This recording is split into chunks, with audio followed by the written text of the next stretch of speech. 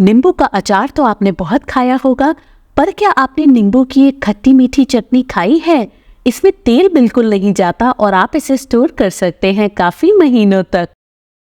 यहाँ मैंने लिए हैं नींबू। इनको मैंने अच्छे से वॉश करके सुखा लिया है। आपको एक बहुत इम्पोर्टेंट चीज़ ध्यान रखनी है, इस रेसिपी में जो नींबू यूज़ होंगे वो बहुत ही साफ हो, उसमें कोई भी दाग या धब्बे नहीं हो। तो इसको अब हम काटेंगे। एक नींबू के आपके 8 पीसेस होंगे और इसके अंदर के जो बीज हैं वो आप निकाल दें, क्योंकि हम नहीं चाहते ये हमारी लिम्बाची चटनी को कड़वा बनाए। तो आप बीज को निकालें।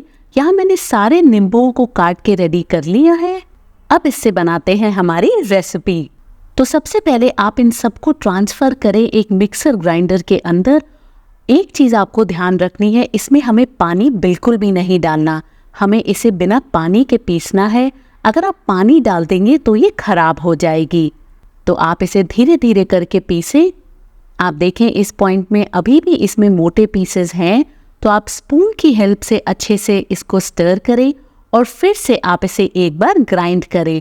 आप चाहें तो इसको पूरा फाइन भी कर सकते हैं, सिर्फ थोड़ा दरदरा रख सकते हैं। अगर आप देखें मैंने इसे थोड़ा मोटा रखा है क्योंकि मुझे वैसा पसंद है, तो ऐसा ही टेक्सचर हमें चाहिए। तो अब सारे नींबुओं को आप ट्रांसफ़र करें एक पैन के अंदर और हम इसे मीडियम हीट पे कुक करेंगे 2 मिनट तक। आप इस रेसिपी को कौन सी सिटी या कंट्री से देख रहे हैं मुझे लिखकर ज़रूर बताएं। यहाँ आप देखें इसमें कुछ बबल्स आने लगे हैं, ऐसा ही हमें चाहिए। अब मीठे के लिए मैं इसमें डाल रही हूँ गुड़।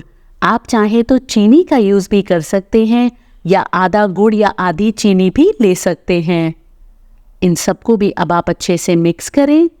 तो जनरली ये जो लिम्बाची चटनी बनती है ये बहुत ही मज़ेदार, टेस्टी, खट्टी मीठी बनती है। अभी हम इसे कुक करेंगे ताकि जो गुड़ है हमारा वो कम्प्लीटली डिज़ोल्व हो जाए। अगर आपको मीठा ज़्यादा पसंद है तो आप थोड़ा और इसमें क्वांटिटी गुड़ की बढ़ा सकते हैं। यहाँ मैंने 400 ग्राम नींबुओं के लिए 600 ग्राम गुड़ यूज़ किया है। तो आप देखें 3-4 मिनट बाद इसमें बबल्स आने लगे हैं और गुड़ हमारा डिज़ोल्व होने लगा है। इसको हमें कम्प्लीटली पिघलाना है।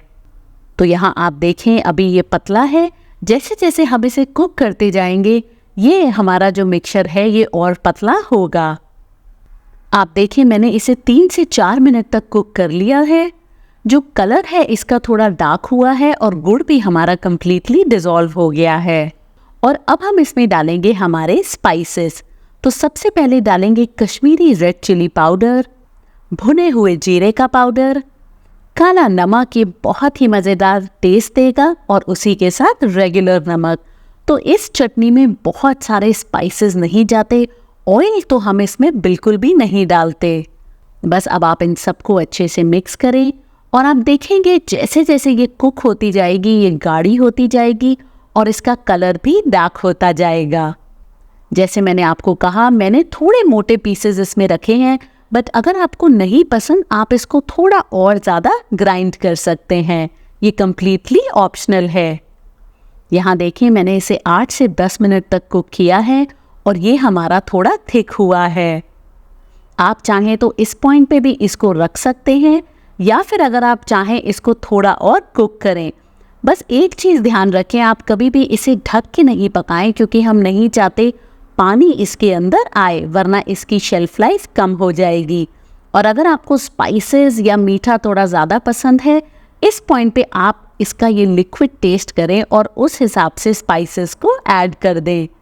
तो यहाँ देखें ये हमारी कम्प्लीटली अब बन के तैयार है। आप इसे ओवर कुक नहीं करें क्योंकि जैसे जैसे ये ठंडी होती जाएगी ये और गाढ़ी होती जाएगी। तो बस गैस को अब हम कर देंगे बंद और इसको हम कम्प्लीटली ठंडा करेंगे। ये चटनी बना के आप इसे 10 से 15 दिन तक रेस्ट करने दें, उससे जो मिठास है इसके अंदर वो बढ़ेगी। तो आप इसे इमीडिएटली नहीं खाएं, आपको थोड़ी उस टाइम पे कड़वी लग सकती है, बट धीरे धीरे इसके अंदर मिठास आने लगेगी। आप इसे स्टोर कर सकते हैं पूरे 2 से 3 महीनों तक। अगर आपको आज की मेरी ये रेसिपी पसंद आई है तो आपको आम की लौंजी भी बहुत पसंद आएगी। खट्टी मीठी बहुत ही टेस्टी बनती है, उसका लिंक भी मैं यहाँ दूंगी, आप वो भी ज़रूर चेक करें।